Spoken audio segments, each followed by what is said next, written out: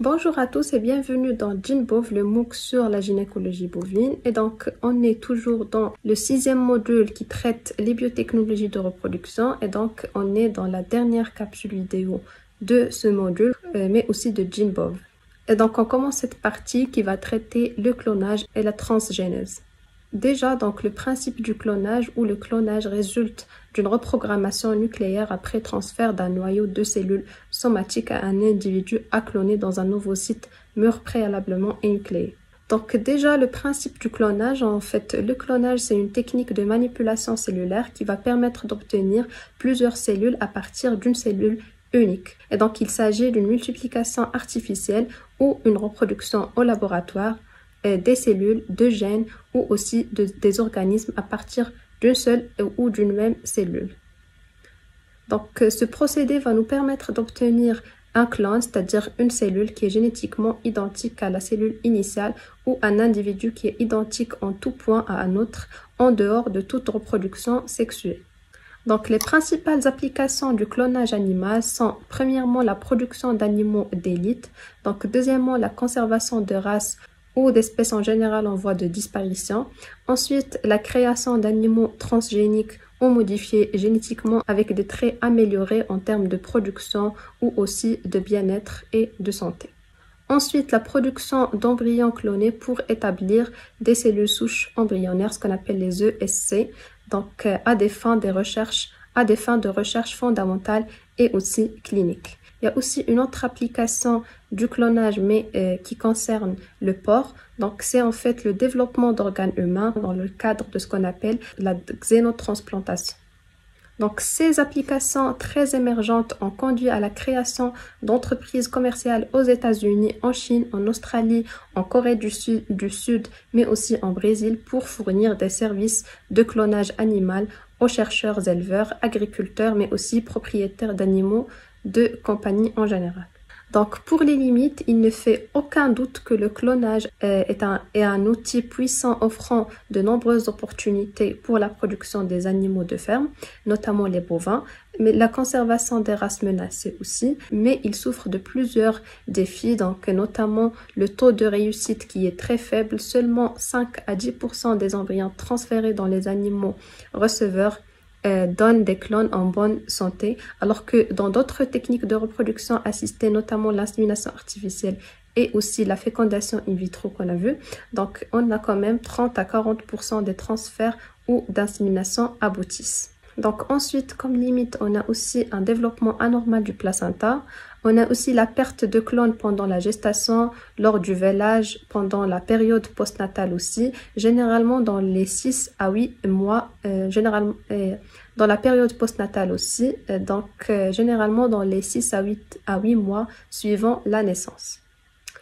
On a aussi une période de gestation prolongée dans les gestations qui sont clonées, avec un poids à la naissance des clones qui est supérieur à 20 à 30% par rapport à la normale. Aussi, dernièrement, les clones nouveau-nés nécessitent des soins et donc une gestion qui est spéciale car ils sont plus susceptibles de succomber aux infections et aussi au stress. Pour ce qui est type de clonage, on distingue le clonage reproductif et le clonage thérapeutique. Donc le premier qui est le clonage reproductif est une méthode reproductive bien sûr qui est artificielle et qui consiste à créer un individu vivant à partir d'un autre.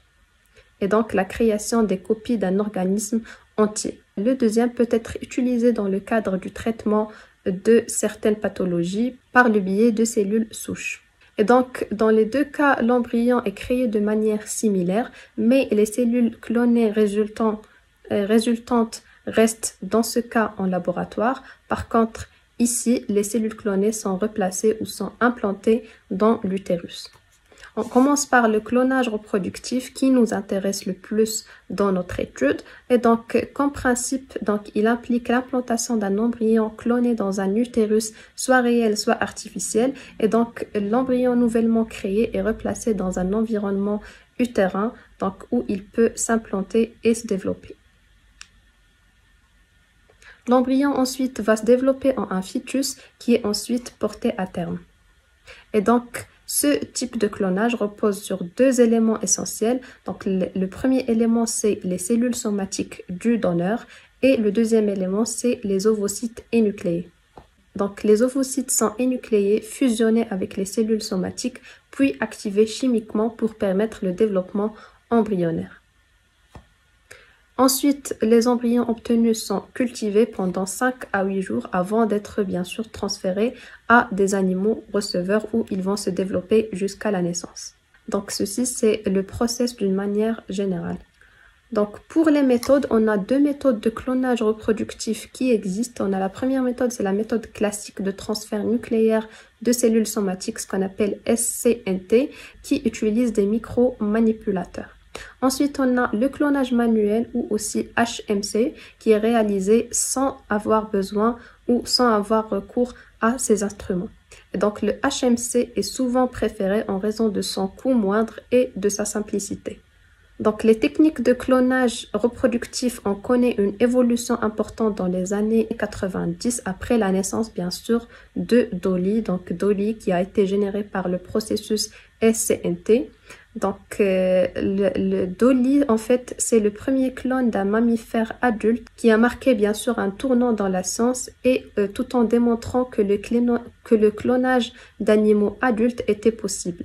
Et donc, Dolly a été créé à partir d'une cellule mammaire dont le noyau a été transféré dans un ovocyte énucléé, déclenchant ainsi le développement embryonnaire sans avoir besoin de spermatozoïdes. Donc, on va parler surtout dans le clonage reproductif de la méthode SCNT ou le transfert nucléaire de cellules somatiques et qui repose principalement sur la reprogrammation du noyau somatique pour bien sûr permettre le développement de l'embryon. Donc, le prélèvement consiste à faire des biopsies, donc comme les fibroblastes de la peau, les cellules de la granulosa, des cellules qui proviennent des tissus mammaires ou aussi musculaires. Donc tout ça, on peut le prélever. Ensuite, on passe à la culture ou la congélation, donc pour un usage ultérieur. Et donc, il faut noter que l'acquiescence des cellules somatiques n'est pas indispensable pour obtenir des clones qui sont viables. Donc, après avoir préparé les cellules somatiques, on passe à la préparation des ovocytes. Et donc, le type de cellule idéale pour cette procédure est un ovocyte arrêté en métaphase 2, car il contient la plupart des éléments nécessaires pour diriger le développement embryonnaire.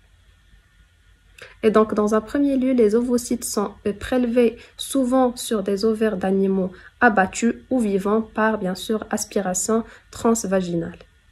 Et après une maturation in vitro, donc la majorité des ovocytes vont atteindre la métaphase 2 en 18 à 20 heures. Et donc ça va faciliter la sélection grâce à l'observation des corps polaires. Donc toujours dans la préparation des ovocytes, donc l'étape la plus importante en fait, c'est l'énucléation qui est l'étape la plus laborieuse de la procédure de SCNT, donc qui va consister à retirer l'ADN nucléaire maternel des ovocytes au stade bien sûr métaphase 2 à l'aide de micro-outils. Donc il faut dans un premier lieu ajouter un inhibiteur de microfilaments au milieu de maintien pour bien sûr détendre le cytoplasme, ce qui va permettre à retirer mécaniquement par aspiration 5 à 15% du cytoplasme de l'ovocyte qui contient l'ADN nucléaire maternel. Et donc cela va minimiser l'incidence de la lyse qui survient généralement ou autrement sans l'inhibiteur de microfilaments.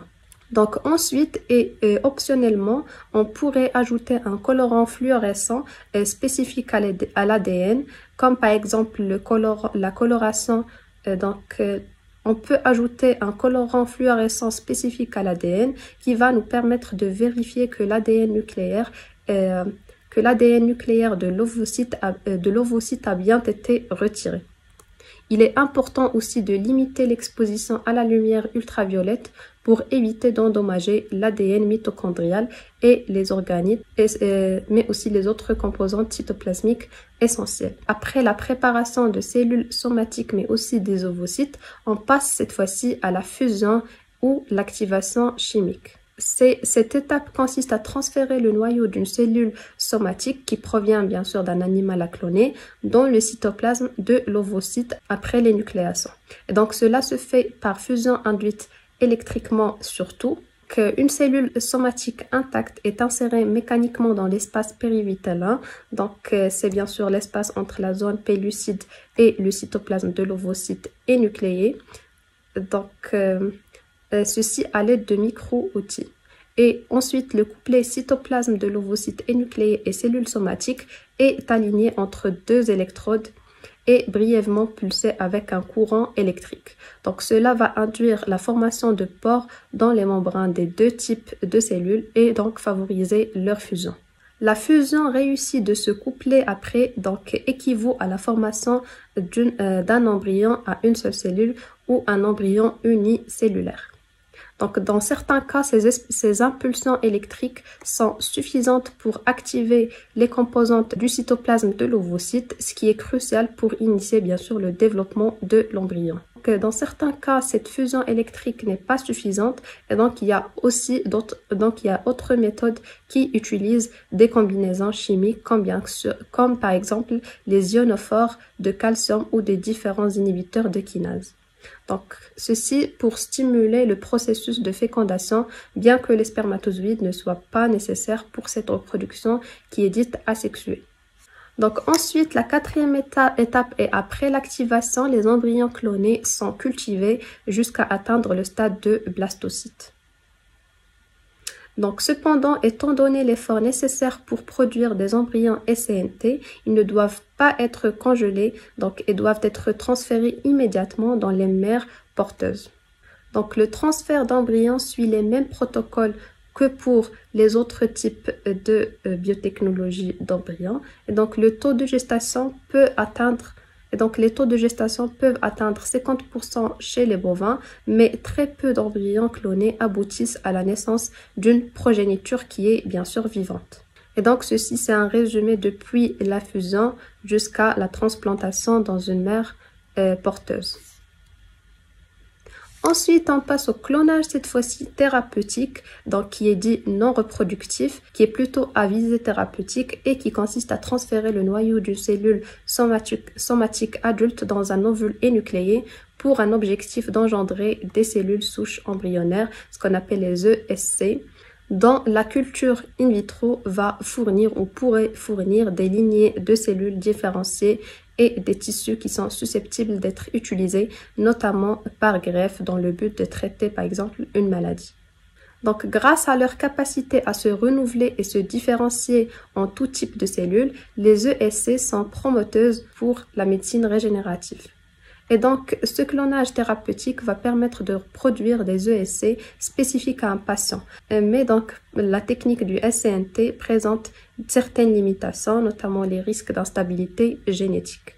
Donc ensuite on passe à la transgénèse et donc premièrement on doit savoir la différence entre le terme transgénèse et clonage. Donc ces deux techniques sont fondamentalement différentes. Donc on a la transgénèse qui va consister à introduire dans un organisme vivant un gène qui devient ainsi un transgène et de façon à lui conférer une nouvelle caractéristique génétique qu'il transmettra à sa descendance. Donc par contre et au contraire, le clonage à son tour, il s'oppose à la création naturelle de biodiversité qui caractérise la reproduction sexuée. Et donc le clonage va permettre de ne pas subir l'inconnu que représente inévitablement la reproduction sexuée. Et donc ces deux techniques sont ont donc des buts qui sont totalement opposés, même si dans certains cas la technique de clonage rend la transgénèse plus efficace. Donc la transgénèse en fait c'est à la fois la science et l'ensemble des opérations qui consistent à obtenir des organismes qu'on appelle transgéniques, donc ou des organismes qui sont génétiquement modifiés, OGM, donc par introduction d'une partie d'ADN initialement non présente dans un organisme pour en améliorer certaines de ses qualités. Et donc la technique la plus courante pour la transgénèse c'est la micro-injection du gène. Et donc ceci c'est une représentation de la micro-injection du gène et donc c'est la meilleure méthode de transfert de gènes mais aussi c'est la plus délicate à mettre en œuvre. Donc la première étape dans la transgénèse c'est en fait la sélection du gène, donc ensuite la récolte des embryons, puis la micro-injection dans un embryon. Donc ici, il est possible d'injecter directement dans un œuf fécondé à l'aide d'une micropipette sous contrôle microscopique. Et donc l'injection a lieu dans l'un ou des deux noyaux fournis par les cellules sexuelles mâles et femelles juste avant qu'ils ne fusionnent. L'embryon est ensuite transplanté dans l'oviducte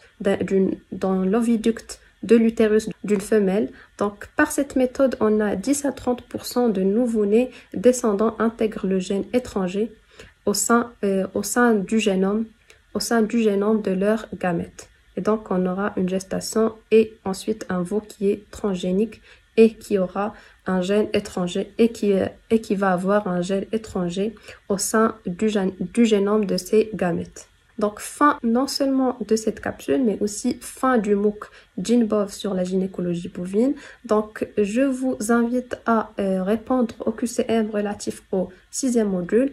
Et donc, merci pour votre attention et je vous souhaite bon courage pour la suite.